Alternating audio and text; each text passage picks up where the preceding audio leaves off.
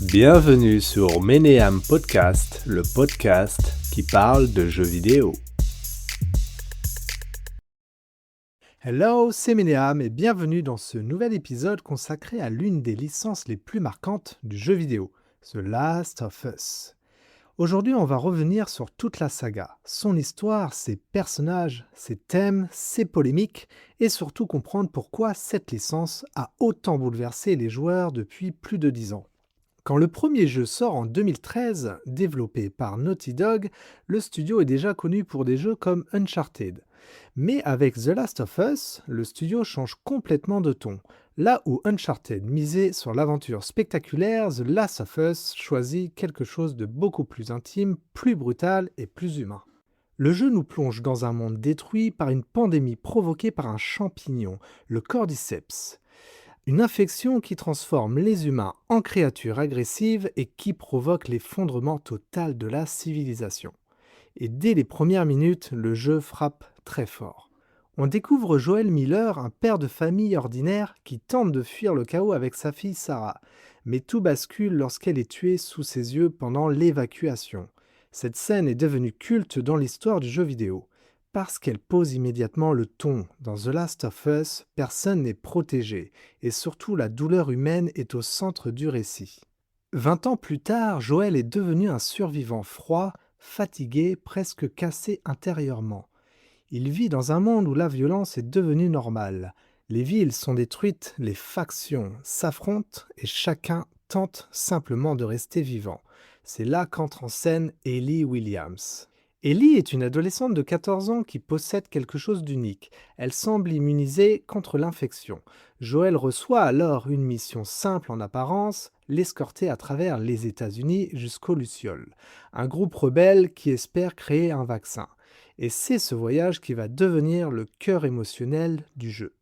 Parce que The Last of Us n'est pas vraiment une histoire de zombies, c'est une histoire sur l'attachement, sur la perte, sur ce que les humains sont prêts à faire pour ceux qu'ils aiment. Au début, Joel voit Ellie comme un simple colis, mais progressivement, une relation père-fille se construit entre eux. Ellie redonne à Joel une part d'humanité qu'il avait perdue depuis la mort de Sarah. Le jeu alterne constamment entre moments de calme et violence extrême. Une conversation dans une voiture peut être suivie d'un combat brutal quelques minutes plus tard, et cette opposition permanente participe énormément à l'impact émotionnel du jeu. Mais tout bascule dans la fin du premier The Last of Us. Après des mois de voyage, Joel découvre que fabriquer un vaccin nécessiterait de tuer Ellie. Le médecin doit retirer une partie infectée de son cerveau, ce qui la condamnerait immédiatement. Et Joel refuse. Dans ce qui reste l'une des fins les plus débattues du jeu vidéo, il massacre les Lucioles pour sauver Ellie, puis lui ment sur ce qu'il s'est réellement passé. Et cette fin est fascinante parce qu'elle ne donne aucune réponse claire. Joel est un héros qui sauve sa fille adoptive, ou un homme égoïste qui condamne peut-être l'humanité entière. C'est précisément cette ambiguïté morale qui a rendu le jeu aussi marquant. Après le succès immense du premier opus, la licence continue avec The Last of Us 2, sorti en 2020. Et là, le ton devient encore plus sombre. Le jeu se déroule plusieurs années après les événements du premier épisode. Ellie est désormais plus âgée, plus mature, mais aussi beaucoup plus marquée psychologiquement. Très rapidement, un événement traumatique vient déclencher toute l'histoire. Joel est tué par une femme nommée Abby Anderson. Et à partir de là, The Last of Us 2 devient une immense histoire de vengeance. Ellie traverse Seattle pour retrouver Abby et tuer tous ceux qui ont participé à la mort de Joel. Mais plus le jeu avance, plus la violence détruit Ellie elle-même. Et c'est là que le jeu devient extrêmement audacieux. Parce qu'à mi-parcours, le joueur est forcé d'incarner Abby, la femme que tout le monde déteste au début. Le jeu nous montre alors son point de vue, son histoire et ses motivations. On découvre que le père d'Abby était justement le médecin que Joel a tué à la fin du premier jeu. Du coup, la perception change complètement. Le jeu ne cherche pas à dire qu'Ellie ou Abby ont raison, il montre simplement que chacun est le héros de sa propre histoire. Et cette décision narrative a profondément divisé les joueurs. Certains ont considéré le jeu comme un chef-d'œuvre émotionnel, d'autres ont rejeté ses choix scénaristiques, notamment la mort de Joël et la structure du récit. Avant même sa sortie, des leaks avaient envahi Internet, créant une énorme vague de haine autour du jeu. Des acteurs et développeurs ont même reçu du harcèlement en ligne. Mais avec le temps, beaucoup considèrent aujourd'hui The Last of Us 2 comme l'un des jeux les plus ambitieux jamais créés sur le plan narratif. La saga ne s'arrête pas là. En 2023, The Last of Us arrive sur HBO.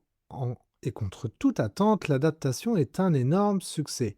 La série reprend l'histoire du premier jeu avec Pedro Pascal dans le rôle de Joël et Bella dans celui d'Ellie. L'une des plus grosses forces de la série, c'est qu'elle comprend parfaitement ce qu'elle faisait fonctionner le jeu, les personnages avant l'action. Certains épisodes deviennent immédiatement cultes, notamment celui consacré à Bill et Frank, qui développe énormément des personnages secondaires à peine évoqués dans le jeu original. La série prouve aussi quelque chose d'important. Le jeu vidéo est désormais capable de produire des histoires aussi puissantes que celles du cinéma ou des grandes séries.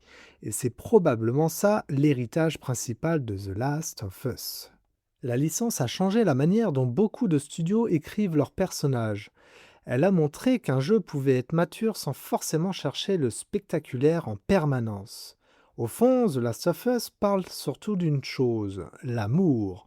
Mais pas l'amour idéaliste ou romantique, un amour capable de sauver quelqu'un ou de détruire le monde entier.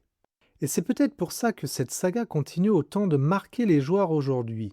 Parce qu'au-delà des infectés, des armes ou de l'apocalypse, The Last of Us raconte quelque chose de profondément humain. Et ça, très peu de jeux réussissent à le faire avec une telle intensité. Mais ce qui rend The Last of Us encore plus fascinant, c'est la manière dont la licence traite la violence. Dans énormément de jeux vidéo, tuer devient une mécanique, quelque chose de presque banal. Mais dans The Last of Us, chaque combat semble sale, brutal, inconfortable. Les ennemis crient le nom de leur ami lorsqu'il meurt, certains supplient, d'autres paniquent, et le joueur ressent constamment cette impression que personne ne ressort réellement gagnant de cette violence.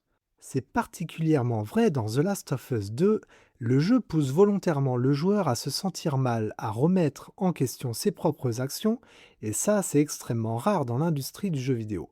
Habituellement, le jeu récompense la vengeance. Ici, la vengeance détruit tout. Ellie perd progressivement ses proches, sa stabilité mentale et même sa capacité à vivre normalement. Plus elle avance, plus elle ressemble à ce qu'elle déteste.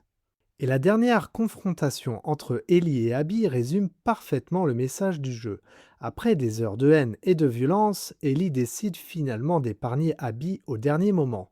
Non pas parce qu'elle lui pardonne totalement, mais parce qu'elle comprend enfin que continuer ce cycle ne ramènera jamais Joël. Cette conclusion a énormément divisé les joueurs. Certains voulaient une fin plus classique, plus satisfaisante émotionnellement, mais justement The Last of Us refuse souvent de donner au joueur ce qu'il attend.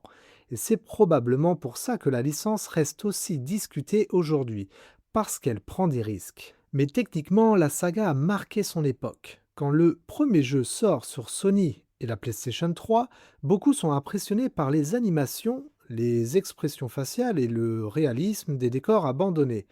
Puis The Last of Us 2 pousse encore plus loin le niveau de détail avec les animations extrêmement fluides, une mise en scène presque cinématographique et un travail sonore considéré comme l'un des meilleurs de l'industrie. Chaque arme semble lourde, chaque coup paraît réel et cette immersion renforce encore davantage la brutalité du récit. Mais malgré toute cette noirceur, la licence garde toujours des moments de lumière. Cette fameuse scène des girafes est d'ailleurs devenue l'une des symboles de la licence. Dans un monde détruit, Joël et Ellie prennent quelques secondes pour simplement observer quelque chose de beau. Et The Last of Us fonctionne exactement comme ça. Un équilibre permanent entre l'espoir et le désespoir, c'est aussi une licence qui a énormément influencé le jeu vidéo moderne.